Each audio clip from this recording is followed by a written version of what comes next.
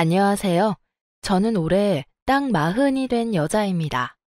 퇴근하고 집으로 돌아와 하루의 고단함을 사연을 들으며 푸는 애청자입니다. 오랜만에 쉬는 날이라 푹 자고 일어나 평소 바빠서 미뤄뒀던 사연을 보내보고자 먼지 쌓인 노트북을 열었어요. 글재주가 없어 창피하긴 하지만 최선을 다해볼게요.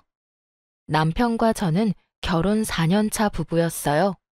남들은 어떨지 몰라도 저흰 신혼부부처럼 알콩달콩 잘 살고 있었죠. 잘 사는 시댁과는 달리 친정은 평범한 편이었어요. 반대가 있진 않을까 했던 우려와는 달리 저흰 평탄하게 결혼을 허락받고 결혼식을 올렸어요. 알고 보니 시댁에선 남편에게 별 관심이 없더라고요. 시댁의 관심은 오로지 아주버님에게 있었고 남편은 거의 무시하는 수준이었어요. 당연히 결혼할 때도 어떤 도움이 없었고, 오히려 그 점이 전 더 좋더라고요. 결혼 당시 저도 모아둔 돈이 얼마 되지 않았고, 그렇다고 부모님께 손을 벌리고 싶지 않았는데, 신랑도 저도 고만고만한 돈으로 알아서 시작하면 되니 차라리 그 편이 좋았어요. 저흰 월세집에서 시작해 대출은 있지만 29평짜리 아파트까지 마련했어요. 참 열심히도 살았네요. 그렇게 저흰 성실하고 행복하게 하루하루를 살고 있었어요. 그러던 어느 날 아버님이 갑자기 쓰러지셔 돌아가셨고 거기서부터 저희의 불행이 시작되었어요. 둘째야, 너 들어와서 살아라. 내가 영 적적해서 안 되겠어. 네? 제가요? 그래. 왜? 싫으냐? 그렇다기보단 저보다 형님을 더 아끼시니 형님이랑 사시면 되시잖아요. 첫째는 회사가 멀어서 멀리서 살잖니. 그렇다고 회사를 옮기라고 할 수도 없는 노릇이고. 생각 좀 해보고 말씀드릴게요. 그날 저녁 남편은 한숨을 끊임없이 쉬더라고요. 왜 그렇게 한숨을 쉬어? 어머님 때문에? 응. 당신도 알지? 내가 어떻게 살았는지. 당연히 알지. 당신 연애할 때 술만 먹었다 하면 얘기했잖아. 알고 있었죠. 남편은 어렸을 때부터 형과 심한 차별을 당해왔습니다. 처음엔 단순히 장남과 차남에게 있을 법한 차별이라고 생각했는데 그게 아니더군요. 푼돈을 모으고 모아 급식비를 내고 그마저도 없을 땐 그냥 굶었다고 해요. 악착같이 모은 돈을 시부모님과 아주버님이 뺏어갔다는 얘기를 들었을 때 남편을 부둥켜 안고 얼마나 울었는지 몰라요. 아마 그때였던 것 같아요. 이 불쌍한 남자와 살아야겠다는 결심을 했던 순간이 다신 그 집으로 들어가기 싫었는데 막상 어머님이 그렇게 말하니까 고민스러워. 당연히 고민스럽지. 아주버님도 멀리 계시지? 응, 진주에 있어. 본사 발령도 힘든 상황인가 봐.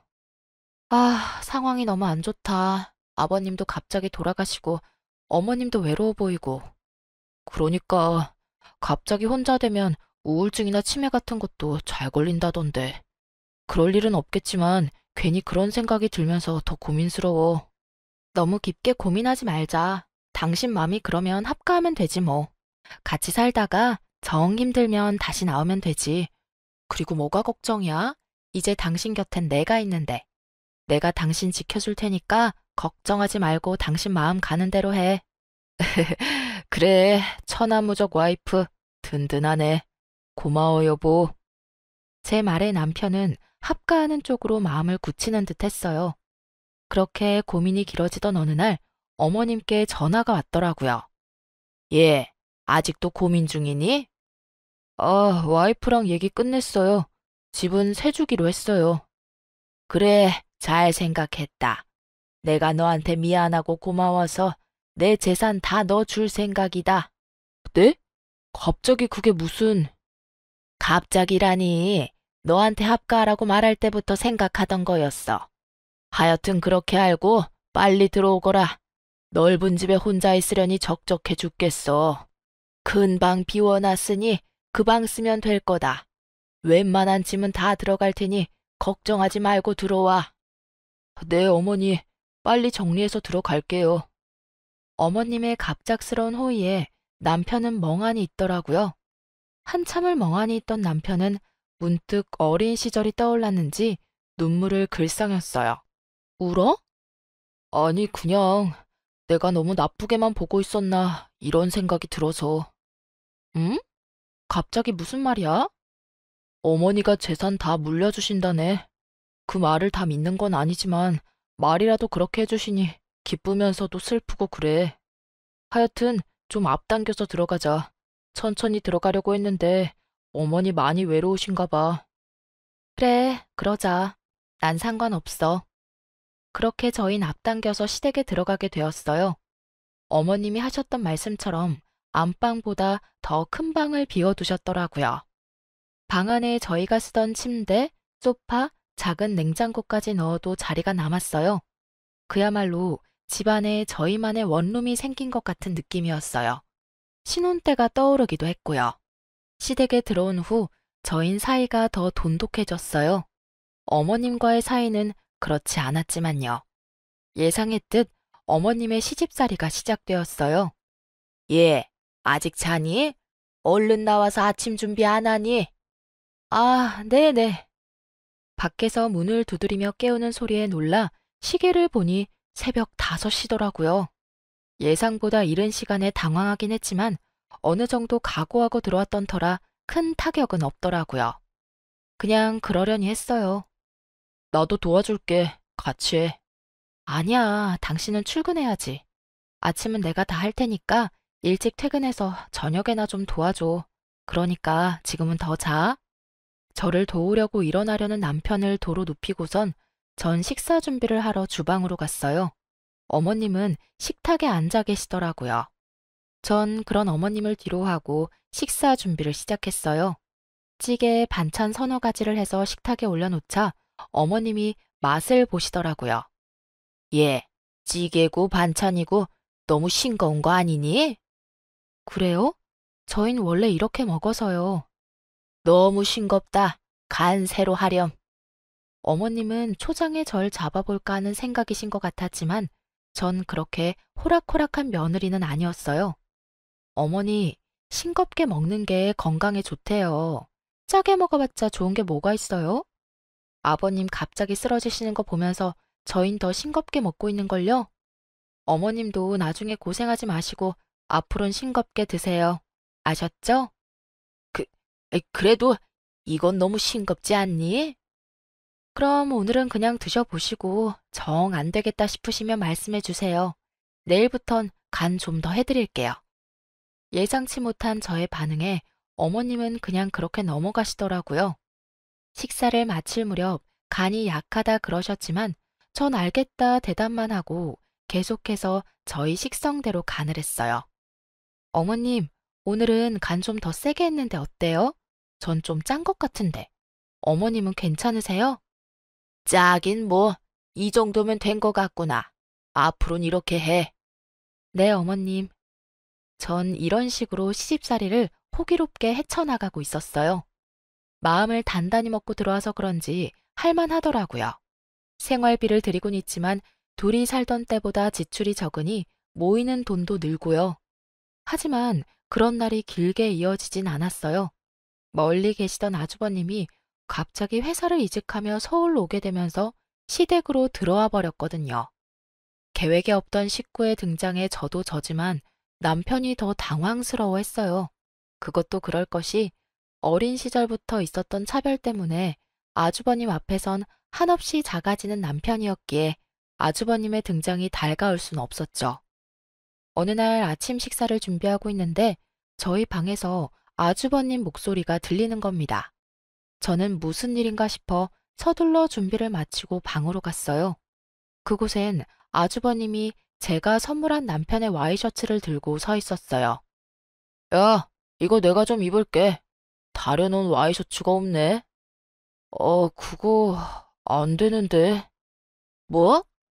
잔뜩 주눅이 든 남편의 모습을 보는데 화가 확 나더라고요. 그거 제가 선물한 와이셔츠예요, 아주버님. 오늘 저 사람 입고 가라고 제가 어젯밤에 다려뒀고요. 저 사람도 오늘 입고 갈 게 그것뿐이라 빌려드릴 순 없고, 아, 여기 다림이 드릴 테니까 직접 다려 입으세요. 제가 해드리고 싶은데 전 식사 준비로 바빠서요. 아, 네. 그럼 네가 내 와이셔츠 좀 다려. 당신 오늘 아침 일찍 가야 한다면서 빨리 옷 안 입고 뭐해? 당장 옷 입고 나와. 알겠어? 어, 오. 아주버님, 다림이 여기 있어요? 뭐 하세요? 얼른 출근 준비하셔야죠. 어, 그래야죠. 고마워요, 죄수씨. 다리미를 받아든 아주버님의 표정이 멋씹은 듯 했지만 신경 쓰지 않았어요. 어디서 감히 제 앞에서 남편을 부려먹을 생각을 한다니 가당치도 않은 일이었어요. 전 아주버님이 방에서 나가는 걸 보고선 주방으로 돌아와 아침을 마저 차렸어요. 예, 그까짓 와이셔츠 좀 빌려주면 어디가 덧나니? 아주버님이 다림질하는 모습을 본 어머님이 득달같이 달려와 따지더라고요. 전 밥상을 차리며 대답했어요. 그까짓 와이셔츠 아주버님이 좀 다려 입으시면 되죠. 저한텐 제 남편이 하늘 같아서 구겨진 와이셔츠 입고 출근하는 꼴은 못 보겠는 걸 어째요. 그렇다고 식구들 아침밥 굶겨가며 제가 아주버님 와이셔츠까지 다릴 수도 없는 노릇이고. 정 싫으시면 아주버님도 장가 빨리 가시면 되겠네요. 너 그걸 말이라고 하는 게냐? 어머님, 벌써 6시가 넘었어요. 이러다 제 남편도 그렇고 아주버님도 그렇고 아침도 못 먹고 출근하게 생겼어요. 얼른 식사들 하세요. 그렇게 시작된 아침 식사. 편할 리가 없었어요. 어떤 말로 혼을 낼까 생각에 빠진 것이 화난 어머님과 여전히 어두운 표정의 아주버님. 그런 두 사람의 눈치를 살피는 남편. 저는 일부러 더 오버를 하며 남편의 밥그릇에 반찬을 올려주며 이렇게 말했어요.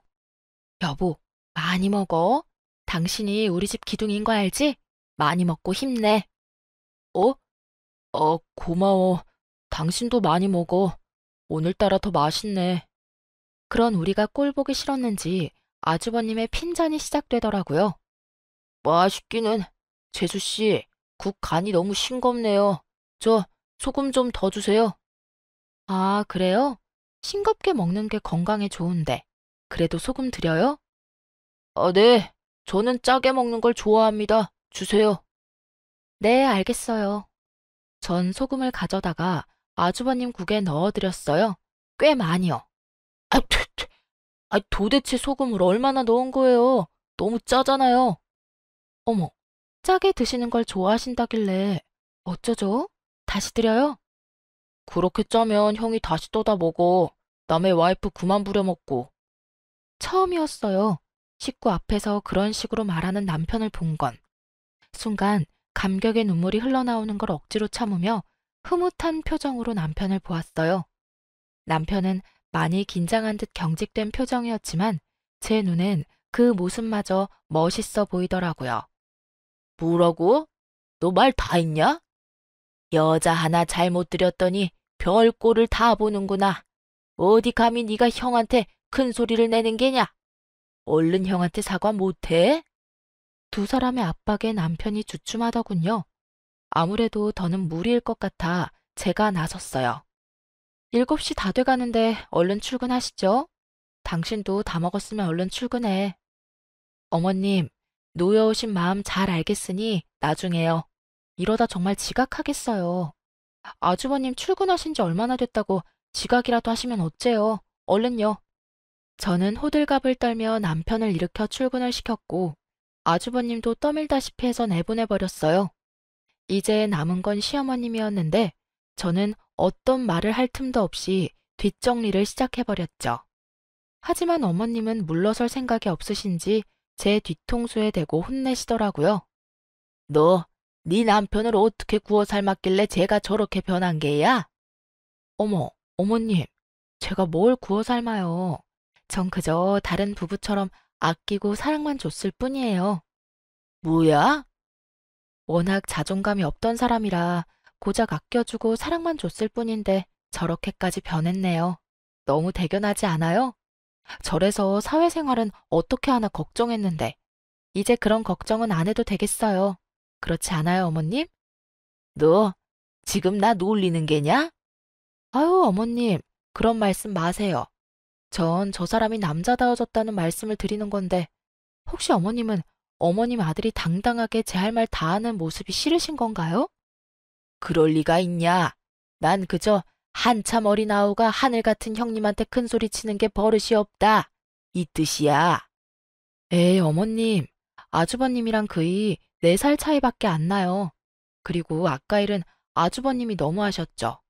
제가 아주버님께서 부리는 사람도 아니고 이래라 저래라 하시는 건 아니지 않을까요? 사실 아주버님이랑 제 촌수가 가깝다면 가깝지만 그렇다고 함부로 막대할 그럴 사이는 아니잖아요. 그렇지 않아요? 뭐? 그럼 첫째가 네 눈치라도 살펴야 한다 이 말인 게냐? 첫째는 귀한 장남이라 우리가 키울 때도 귀히 여기며 키웠다. 그리 귀하게 키운 내 장남한테 네가 그 사소한 부탁도 못 들어준다 이 말이냐? 어머님의 말을 듣고 있는데 남편의 차별이 어땠을지 딱 알겠더라고요. 제 앞에서도 이런 식인데 남편이 자라온 세월엔 얼마나 더 심했을지. 전 지금 물러서면 앞으로 더 힘들어지겠다는 생각에 절대 물러서지 않기로 했어요. 그런 말이 아니라 예의는 지켜주셨으면 한다. 이 뜻이죠. 어머님, 저도 외동딸이라 나름 귀하게 컸어요. 어머님 말씀대로라면 저도 샤워하러 갈 때 그냥 가서 다 씻고 아주버님 불러서 속옷 심부름 시켜도 되겠네요? 저한텐 그게 아주 사소한 부탁이고 친정에서도 그랬거든요. 매, 매, 매야? 순간 어머님의 표정이 장희빈의 표독스러움과 같아 살짝 겁이 났지만 마음을 가다듬고 하고 싶은 말을 마저 했어요. 이것 보세요. 어머님도 말문이 막히시죠? 저도 사실 아침에 그랬어요. 저도 이런데 그이는 오죽했겠어요? 자기 와이프를 식모 대하듯이 하는데 거기서 가만히 있으면 그게 남자게요? 그냥 바보, 멍청이 아닐까요? 그리고 말이 나왔으니까 드리는 말씀인데 저희는 어머님 모시려고 들어왔지 아주버님 모시려고 들어온 것도 아니고요. 어머님이 그러셨잖아요. 합가에서 어머님 잘 모시면 재산 다 주신다고. 그 조건에 아주버님이 없었잖아요. 아, 그렇다고 제가 아주버님을 무시한다거나 그런 뜻은 아니니까 오해는 마세요. 아주버님이 잘 대해주시면 저 역시 아주버님께 잘해드릴 거예요. 초지일관 미소를 잃지 않고 또박또박 할 말을 하는 저를 보며 어머님은 안 되겠다 싶으신지 말을 돌리시더라고요. 에에, 점심상 좀 거하게 차리거라. 친구들 온다고 했는데 깜빡했구나. 한 5명쯤 온다고 했으니 그리 알고 준비해. 이렇게 갑자기요? 장 본 것도 없는데. 그래서 내가 지금 말하지 않았느냐. 지금부터 준비하면 충분하겠네. 네 말대로 잘 모신다고 하지 않았니? 어디 내 재산 받아갈 자격이 있는지 어디 한번 보자꾸나. 오늘은 왜 안 하시나 했던 재산 타령이 나오고 전 그저 고개를 끄덕였습니다. 이쯤 되니 궁금해지더라고요. 제가 어머님을 모시고 산 것이 1년이 넘었는데 무슨 선거 공약하듯 입만 떼면 주신다는 그 재산 대체 얼만큼이나 주시려고 저러시나 하고요. 처음에 아무 욕심 없던 사람도 저렇게까지 하면 욕심이 나는 것이 당연한 거 아니겠어요? 전 음식 준비를 시작했어요. 갈비찜과 해물탕이 메인이었는데 하기엔 손도 많이 가고 시간이 오래 걸려서 유명한 맛집에서 포장해 제가 한 척 옮기고 나머지 몇 가지만 제가 해서 상을 차렸어요. 차린 건 없지만 많이 드세요. 예, 너 며느리 하나 잘 얻었다. 요즘 저런 며느리가 어디 있니? 음식 정갈하게 담은 거 좀 봐라. 솜씨도 좋네. 특히 이 갈비찜은 살살 녹네 녹아. 하여튼 이 집 둘째 아들 장가 하나는 잘 갔다니까. 요리 잘해 혼자 되신 시어머님 잘 모셔. 아주 배가 다 아플 지경이다. 저를 골탕 먹이려고 부른 친구들인데 본인 뜻대로 돌아가지 않으니 어머님 표정은 좋지 않았어요. 얘가 그냥 들어왔겠니? 내가 나 모시면 재산 다 준다는 말에 혹해서 이러고 있지. 그렇지 않았으면 합가는커녕 얼굴이나 보고 살 수 있었겠어? 네, 어머님 그런 말씀 마세요. 합가하려는 찰나에 어머님이 재산 주신다고 하셨었어요. 제가 말을 끼어드니 어머님이 저를 쏘아보시더라고요. 그런 어머님을 보며 친구분들이 제 편을 들며 거들어 주셨어요. 예, 우리 며느리는 지금 당장 내 재산 다 준다고 했는데도 합가는커녕 일주일에 한 번 보는 것도 싫다고 하더라. 맞아. 요즘 애들 다 그래. 우리 때 생각하면 큰일 난다고. 우리 때나 시부모 모시면서 찍소리도 못하고 살았지. 요즘에 그랬다간 다 늙어서 낡아 빠진 요양원 신세나 져야 한다고. 실버타운은 아니더라도 최신식 요양원에라도 가려면 며느리한테 잘해. 요양원은 무슨 우리 장남이 가만히 있겠어? 너희도 알지? 우리 장남이 둘째 가라면 서러운 효자인 거. 요즘도 얼마나 나한테 잘하는지. 또 시작된 어머님의 장남 자랑에 친구분들은 눈을 피하며 식사에 열중하시더라고요. 저도 저지만 친구분들도 얼마나 들으셨는지 지겨운 눈치셨어요. 그런 것도 모르고 식사 자리가 끝날 때까지 자랑하시는데 중간에 한 친구분이 약속 있는 걸 깜빡했다며 판을 깨지 않았다면 우리 장남은 태어날 때부터 얼마나 효잔지 한 방에 쑥 하고 나왔지 뭐야? 하는 레퍼토리까지 나올 태세였어요. 그렇게 어머님이 준비하신 저를 골탕 먹이기 작전은 실패로 끝이 났어요. 그러던 어느 날 외출했던 제가 볼 일이 빨리 끝나 예상보다 집에 일찍 도착한 날이었어요. 집으로 들어서니 출근하셨던 아주버님과 어머님이 대화를 나누고 계시더라고요. 어? 오늘 일찍 퇴근하셨네? 전 그렇게만 생각하고 중문을 열려는 찰나 예상치 못한 대화에 멈춰섰어요. 어머니, 감사해요.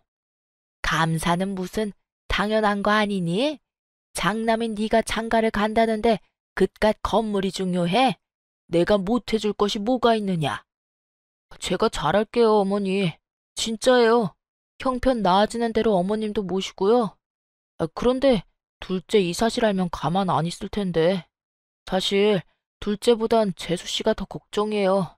재산 주신다고 한 약속 철석같이 믿고 있을 텐데. 그깟 약속이 뭐가 중요하니? 공증을 받은 것도 아니고 하다못해 각서 한 장 없는 말뿐인 약속. 그리고 걔 하는 꼴 좀 봐라. 지금 같아선 합가할 때 줬던 필요도 없는 작은 땅도 다시 뺏고 싶은 심정이야. 그 농사도 못 짓는 땅이요? 그래, 그 땅. 다시 안 뺏는 것만 해도 감사한 줄 알아야지.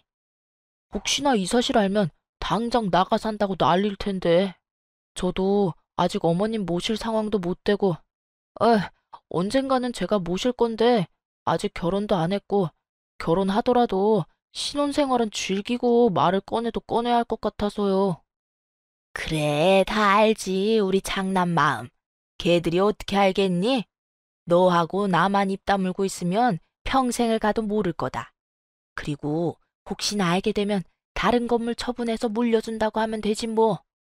요즘 따라 아주버님이 너그럽다 싶었더니 이유가 있었더라고요. 입만 떼면 주신다던 재산은 애초에 주실 생각도 없었고 합가할 당시 생색이란 생색은 다 내시며 주셨던 작은 땅도 쓸모없는 땅이었어요.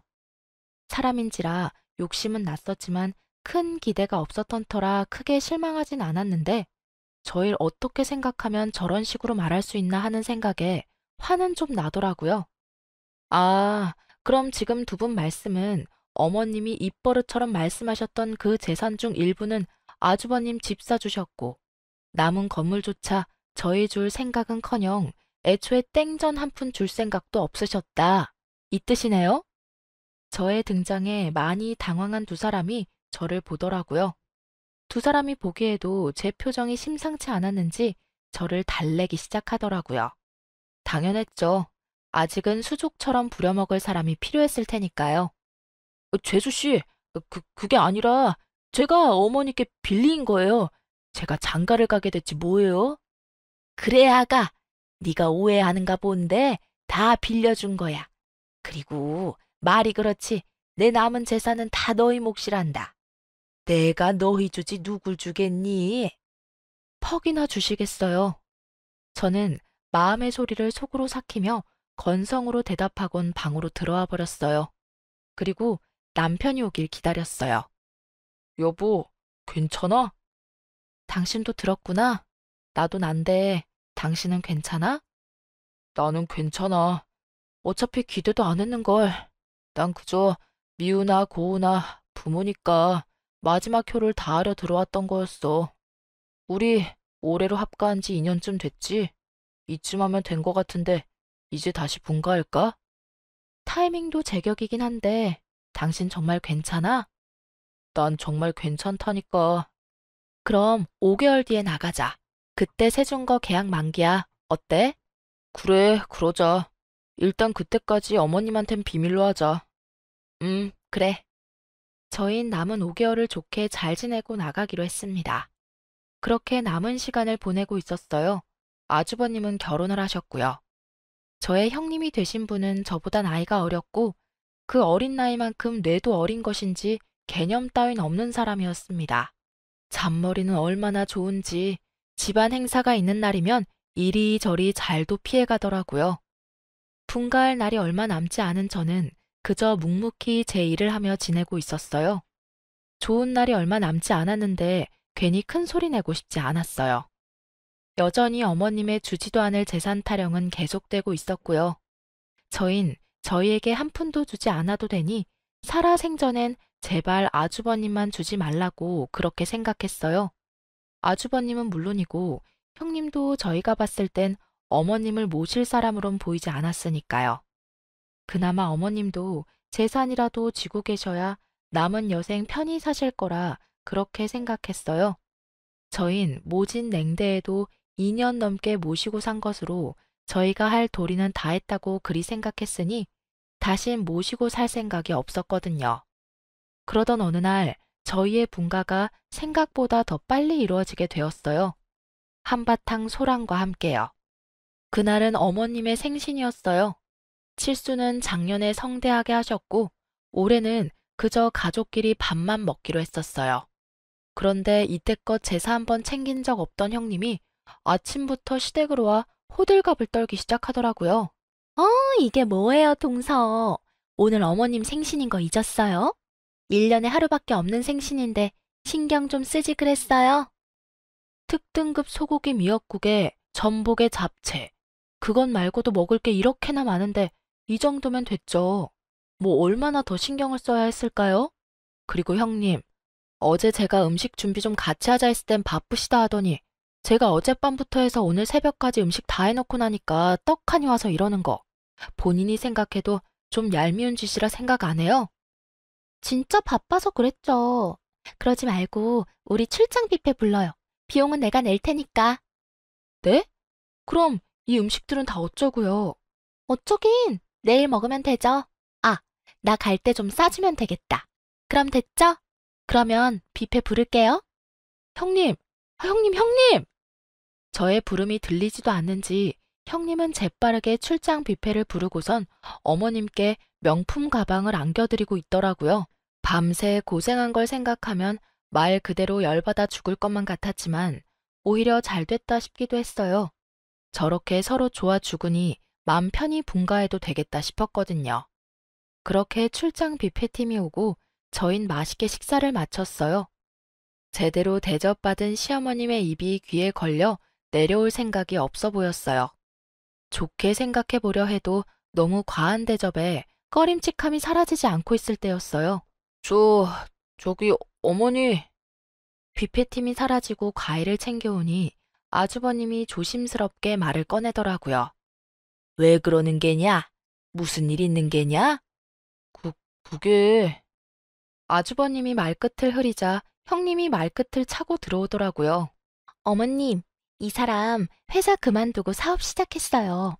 그래서 말인데 어머님이 이 사람한테 투자 좀 해주시면 안 될까요?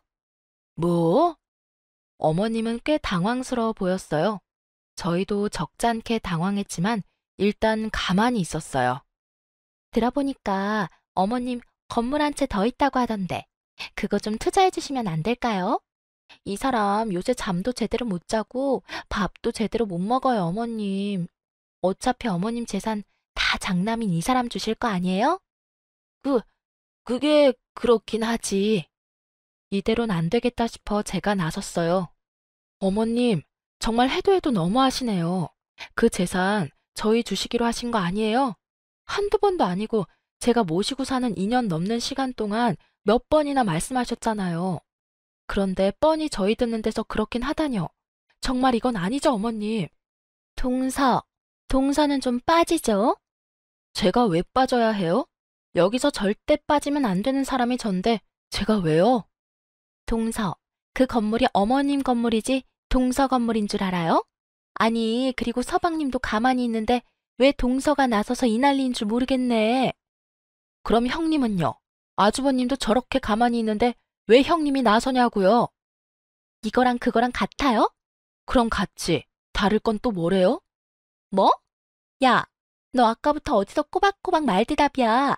내가 엄연히 손 윗사람인 건 몰라? 내가 그렇다고 하면 그런 줄 알고 고분고분하게 대답이나 할 것이지 어디서 버릇없게? 뭐? 야, 버릇? 너 말 다 했니? 뭐? 너?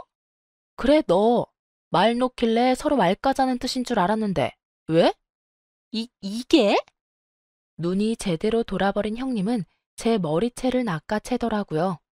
저도 물론 형님의 머리채를 인정사정 없이 잡았어요. 이래봬도 제가 학창 시절에 팔씨름 좀 했던 터라 손쉽게 제압이 되더라고요. 그간에 쌓였던 스트레스를 아기에 집중시켰더니 더 힘이 넘치기도 했고요. 하여튼 형님이 밀린다 싶으니 시어머님이 말리시더라고요. 뭐 하는 짓들이냐? 그만두지 못해? 어머니, 저 머리카락 다 뽑히는 줄 알았어요. 저에게 뽑힌 머리카락을 어머님께 내밀며 오는 형님을 보던 어머니는 저에게 다가와 불같이 화를 내셨어요. 너 이게 무슨 짓이냐? 아무리 첫째가 나이가 어려도 너한텐 형님이야. 그런데 네가 반말하는 것도 모자라 머리채까지 잡아? 어머님, 반말도 형님이 먼저 했고 머리채도 형님이 먼저 잡았어요. 제가 무슨 바보도 아니고 다 참고만 있었어야 했어요? 그럼 참아야지. 그러게 애초에 형님이 말씀하시는데 누가 대들래? 맞을 짓 했으니까 맞는 게야. 알겠어? 어머님, 왜 저보고만 그러세요? 그 순간 어머님이 제 뺨을 때리시더라고요. 전 충격이 커 아무 말도 못하고 있었어요. 너 같은 걸 보고 매를 번다고 하는 게다. 오냐 오냐 해주니 어른 무서운 줄 모르고 어디서 눈을 똑바로 뜨는 게야? 뺨을 부여잡은 저를 향해 어머님의 호통이 이어지던 그때였어요. 어머니! 화가 머리끝까지 난 남편이 어머님을 향해 고함을 질렀어요. 그런 남편의 모습에 저를 포함한 세 사람이 남편을 쳐다봤어요. 제발, 제발 좀 그만하세요. 저한테 하신 거로는 부족하세요? 뭐라고? 저한테 하신 거로는 부족하시냐고요. 지금 하시는 행동 전부 저 어릴 때 저한테 하시던 행동이잖아요. 제가 맞는 말 하면 맞는 말 한다고 뺨 때리시고 제가 아무 말 하지 않으면 답답하다고 뺨 때리시고 저 형이 어머니 지갑에서 돈 훔쳐갈 때도 제가 혼났고 형이 어머니가 제일 아끼던 비싼 도자기 깼을 때도 제가 혼났어요. 그래도 아무 말 안 했고요. 어머니가 사실은 그 모든 잘못을 형이 했다는 사실을 알고도 절 혼낸다는 걸 알면서도 전 아무 말도 안 하고 그냥 혼났었다고요. 그냥 늘 하시던 말씀대로 장남이니까 그러니까 저러시겠지 하고 다 참았다고요. 그런 어머니가 원망스러울 때도 있었지만 다 참고 넘겼다고요. 참기는 왜 참니? 누가 참으라고 했어? 그리고 너 진짜 소름이 끼치는구나. 속으론 그런 생각하면서 합가는 왜 했어? 그래도 어머니니까요. 그래도 어머니니까 모셨던 거예요. 아무리 미워도 절 세상에 나오게 해주신 분이니까요. 근데 제가 잘못 생각했네요.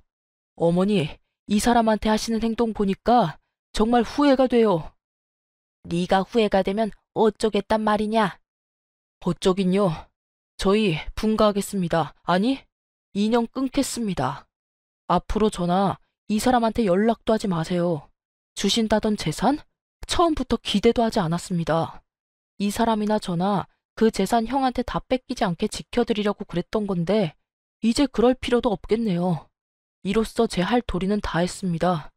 주신 땅은 이제껏 저나 집사람이 어머니 모셨던 값으로 치고 잘 받도록 하겠습니다. 그럼 사시는 동안 평안하시고 돌아가시더라도 연락 주지 마세요. 연락 주셔도 찾아가지 않을 테니까요. 그렇게 말한 남편은 저의 손을 잡고 그래도 시댁을 나와버렸어요. 짐은 다음날 이삿짐 센터를 통해 옮겨 컨테이너에 맡겨두었고 집은 팔기로 했답니다. 시댁에서 모르는 곳으로 이사하기로 했거든요. 집을 구하기 전까지 저흰 친정에서 잘 지냈어요. 남편도 시댁보다 더 편해 보였고요. 저희 부모님께서 남편을 많이 아껴주셨거든요. 너 저런 남편 없다. 잘하고 살아. 친정엄마 늘 입버릇처럼 하던 말씀이세요. 얼마나 아끼는지 다들 아시겠죠? 저흰 한 달가량 친정에서 지내다 나와 새로운 곳에 터를 잡았습니다. 어머니께서 주셨던 땅을 처분하니 대출 없이도 작은 아파트 정도는 살 수 있더라고요. 남편은 회사도 그만뒀어요. 퇴직금과 조금 남아있던 돈으로 저흰 가게를 차렸고요. 한동안은 그렇게 잘 지냈어요. 시댁에서도 연락조차 없는 걸 보니 잘 지내는 것 같았어요. 어느 날 문득 달력을 보는데 시댁 제사가 있던 날이더라고요. 잘하려나 생각하는 찰나 무섭게 전화가 오기 시작했어요. 여보, 이거 봐봐. 어머님이랑 형님한테 계속 전화 와. 이때껏 연락도 없더니 왜? 오늘 제사잖아. 그럼 그렇지. 다 무시해. 나도 형한테 전화 온다. 그냥 꺼버리자. 당신도 꺼버려.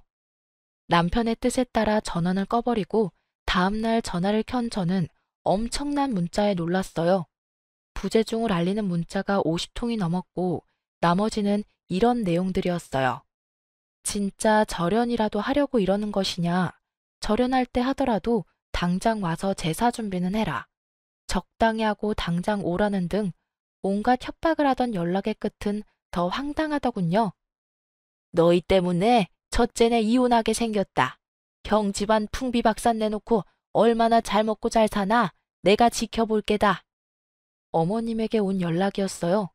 꼼짝없이 집안일을 다 떠맡게 생긴 그 여자가 이혼하겠다고 선포라도 한 모양이더라고요. 그렇게 끝인 줄 알았던 연락은 계속해서 왔어요. 어떡해 여보, 이거 좀 봐봐. 뭔데 그래? 전 어머님께 온 문자를 남편에게 보여줬어요. 너희 때문에 첫째네가 이제 내 연락은 받지도 않는다. 이거 어떻게 책임질 거야? 네가 그날 와서 제사만 지내줬어도 이런 일은 없었을 거 아니냐? 아주버님도 어머님 연락 딱 끊었나 봐.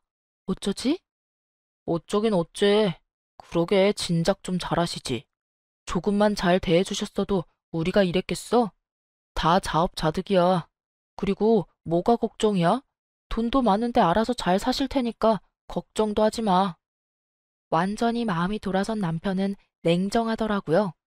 전 남편의 말대로 그 연락도 무시했지만 어머님의 연락은 끊기지 않았습니다.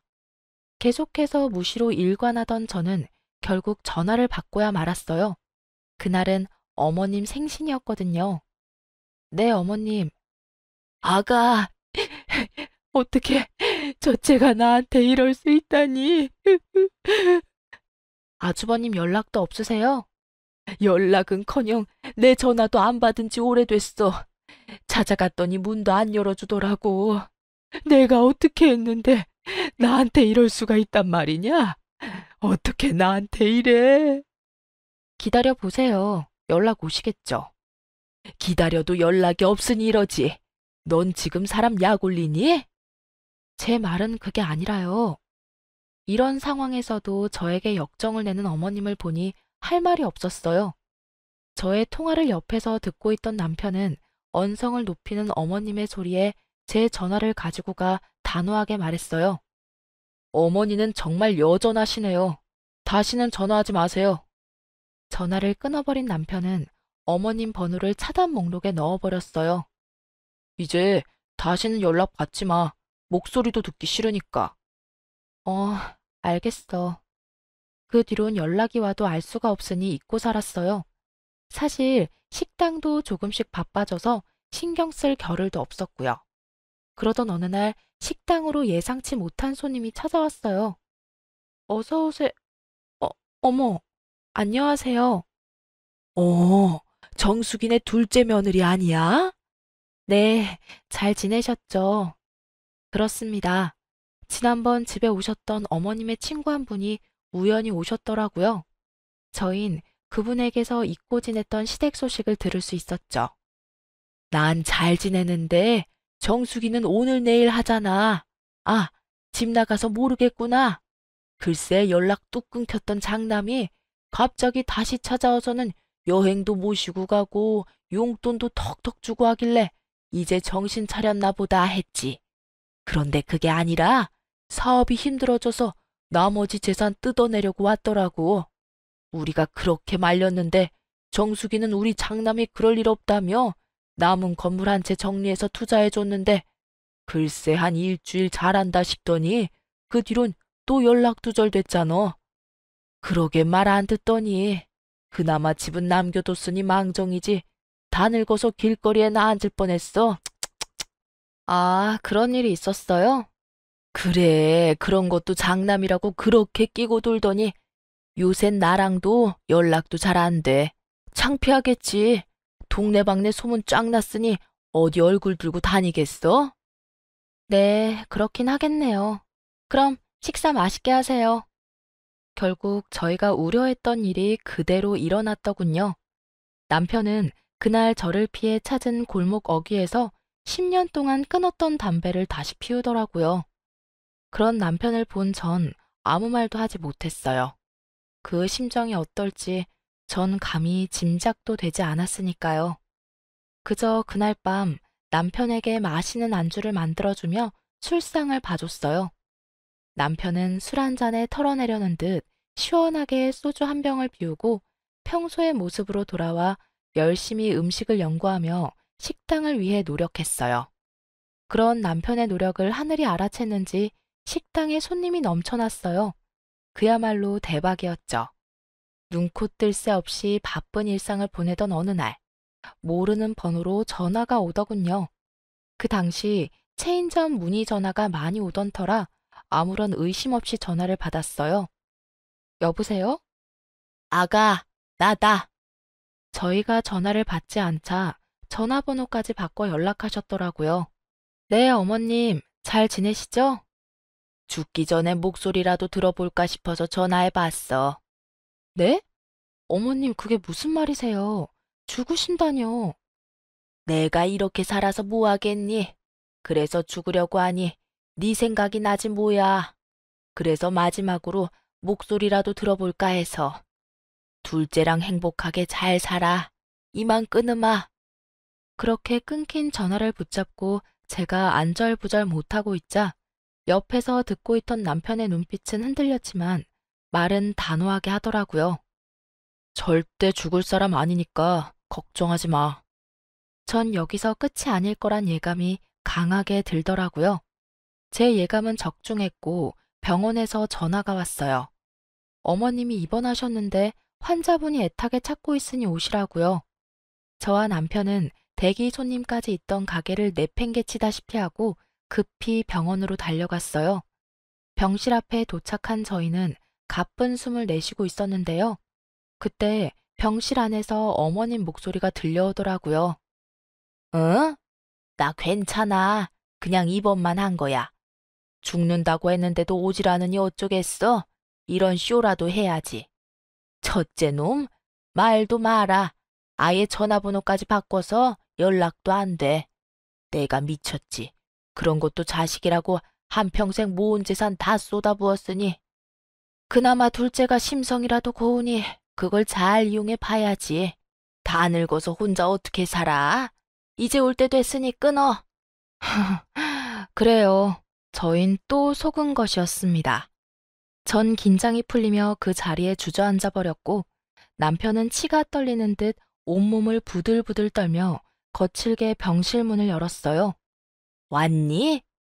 소름 돋는 어머님의 연기에 남편은 더욱 화가 난 듯 했어요. 목소리마저 떨리고 있었거든요. 어머니, 아니, 아주머니, 연기 그만하세요. 밖에서 통화하는 거 다 들었어요. 그리고 제발 다시는 연락하지 마세요. 우연히 길거리에서 만나더라도 아는 척도 하지 마시고요. 당신이란 사람 정말 이제 치 떨립니다.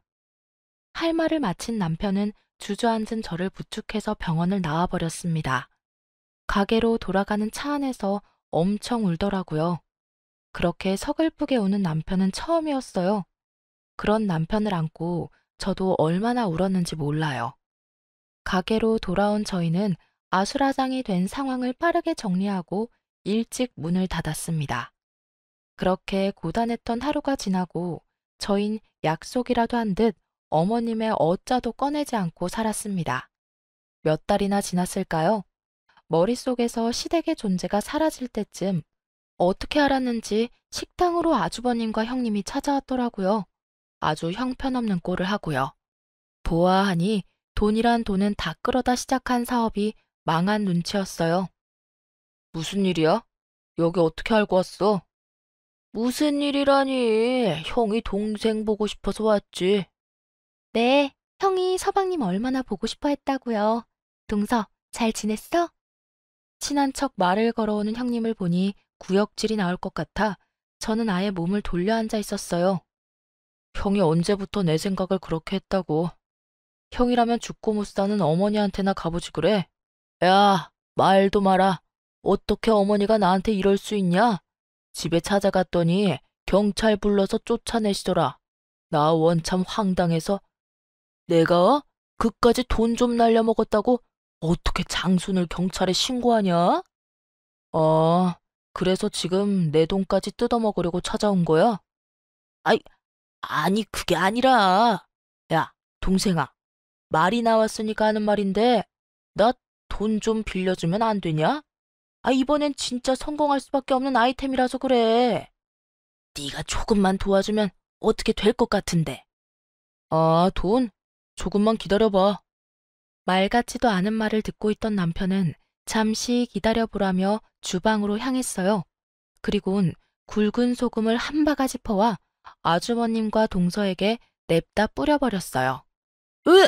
이게 뭐야? 서방님, 이게 뭐한 짓이에요? 둘 다 내 말 잘 들어. 2번 다시 찾아오지 마. 한 번만 더 찾아오면 소금으로 맞은 이 순간을 감사하게 여기게 만들어줄 테니까. 알아들었으면 얼른 썩 꺼져. 남편의 고함에 두 사람은 혼비백산하며 사라졌어요. 언제쯤 끝이 나려나 했던 시댁과의 인연도 이렇게 끝이 났습니다. 그래서 저희는 어떻게 살고 있냐고요? 저희는 시댁에서 나오며 하는 일마다 잘 풀려 아주 잘 살고 있어요. 10평도 되지 않는 공간에서 시작했던 식당은 이제 50평 정도 되고요. 체인점 문의도 끊임없이 들어와서 고민하고 있어요. 쉬는 주말에는 봉사활동도 다니고요. 언제인지 자세히는 모르겠는데 제가 이렇게 물어본 적이 있어요. 여보, 사실 절연이란 게 쉽게 할 수 있는 결정은 아니잖아. 결정은 했다고 하더라도 그렇게 강단 있게 밀어붙이는 것도 쉽지 않고. 혹시 후회한 적은 없었어? 제 물음에 남편은 이렇게 말하더라고요. 후회? 후회는 무슨. 지금이 100배, 1000배 행복해. 나한테 이제 가족은 장인어른, 장모님, 그리고 당신뿐이야. 가끔 부모님과 연 끊고 산다는 사람들을 보며 왜 그러고 살지? 하고 혀를 찬 시절도 있었어요. 그런데 제가 당해보니 그런 결정을 할 때는 다 이유가 있더라고요. 만약 그때 남편이 강단 있는 결정을 내리지 않았다면 저흰 아주 불행한 삶을 살고 있었겠죠. 쓰다 보니 말이 길어졌는데 많이 지루하진 않으셨는지 걱정이네요. 애청자 여러분, 저는 이만 물러가 볼게요. 긴 제 사연 들어주셔서 감사합니다.